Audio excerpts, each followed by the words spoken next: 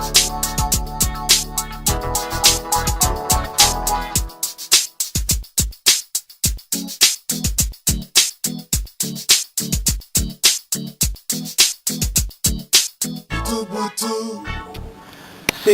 cette action-là qui peut permettre d'avoir un vrai rapport de force, qui permet même qu'en face de toutes les structures internationales que nous évoquons, nous soyons capables d'imposer certaines choses.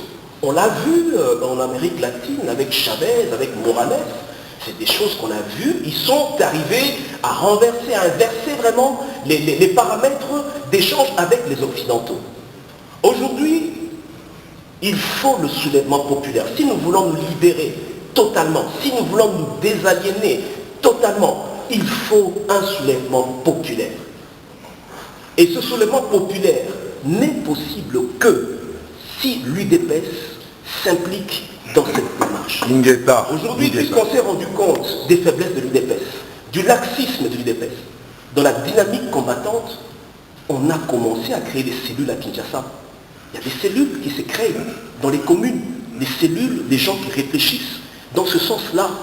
Quand je parle de la planification stratégique du soulèvement populaire, c'est que ça ne peut marcher que si d'abord cette population est préparée. Il faut que la population soit préparée. En 2011, l'UDPS a gagné la victoire des urnes.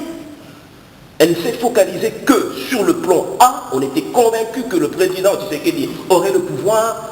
Il n'y a jamais eu, on n'a jamais envisagé un plan B pour dire dans le cas où, qu'est-ce qu'on ferait.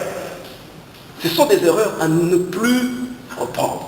Si à cette époque-là, la population était préparée, formée, il y a eu une éducation à la citoyenneté, vraiment on intègre des principes de ce que nous appelons le patriotisme libérateur. C'est que la population est prête à se sacrifier. Elle ne se soulève pas parce que à cette époque-là précise, il y a la question des élections, mais c'est parce que ces gens sont convaincus que c'est leur pays, c'est leur nation, c'est leur terre. Ils doivent la défendre à n'importe quel prix. On n'aurait pas ce qui s'est passé en 2011, après la victoire des élections, après la victoire de l'UDPS, du peuple congolais, et d'une victoire que nous ne consommons pas. Aujourd'hui, nous devons déjà commencer à éduquer notre population. Il faut leur parler, il faut leur communiquer la notion de la nation. Il faut que les gens comprennent, il faut commencer à cela. On y pense déjà dans les cellules que nous implantons à Kinshasa. Mais c'est très faible par rapport à la structure de l'UDPS. L'UDPS a la jeunesse qui est organisée. Les cellules existent déjà, mais ce sont des cellules dormantes. Mais qu'est-ce qu'il faudrait faire pour les réveiller? Il ne faudrait pas que l'UDPS reste dans un carcan. On n'arrive pas trop à interpréter, à comprendre le mécanisme de fonctionnement. Même s'il faudrait qu'il y ait une certaine collaboration, on ne sait pas comment le faire. Nous avons appris qu'à l'UDPS, il y a eu un mot d'ordre. Il faut éviter les combattants. Il ne faut pas se mêler des choses des combattants. Il y aurait eu un mot d'ordre comme celui-là, mais ça c'est dangereux. Il faudrait rompre cette chose-là. J'insiste, il faut qu'on réfléchisse. Comment planifier? Nous avons travaillé pendant 4 mois sur une réflexion. Comment réussir une révolution populaire à Kinshasa? Nous avons beaucoup à partager autour de ça.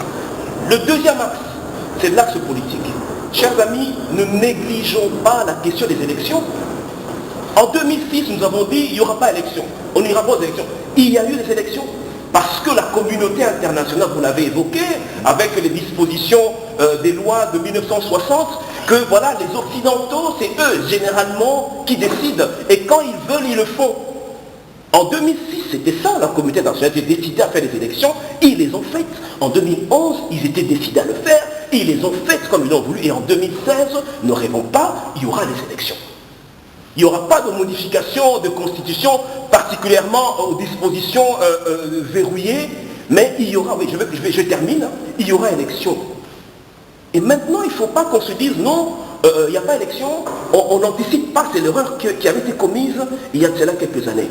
Mais il faut commencer à se préparer. Au mois de juin, nous avons suivi une interview de madame, celle qui était coordinatrice de la mission européenne. Elle part déjà au mois de juin à Kinshasa pour commencer les suivis. L'Union européenne a déclaré qu'elle met déjà sur la table 4 500 000 euros pour ce processus. Ce processus ira jusqu'au bout. Mais maintenant, on ne doit pas négliger ça. C'est-à-dire, il faudrait que nous puissions combattre Malou Malou. Il faudrait que nous puissions être vigilants Il ne faudrait plus qu'on soit surpris avec une modification de la Constitution comme ça a été fait en 2011. C'était notre distraction, on remet deux tours à un tour, on était distrait. Il faut aussi s'intéresser, mais à très court terme. Travaillons sur le souverain populaire, ça permet que nous ayons le pouvoir, mais ne négligeons pas l'aspect des élections. Parce que si on néglige cela en 2016, Kabila sera encore président et on va continuer à trouver comme le fait maintenant. Merci. Bravo.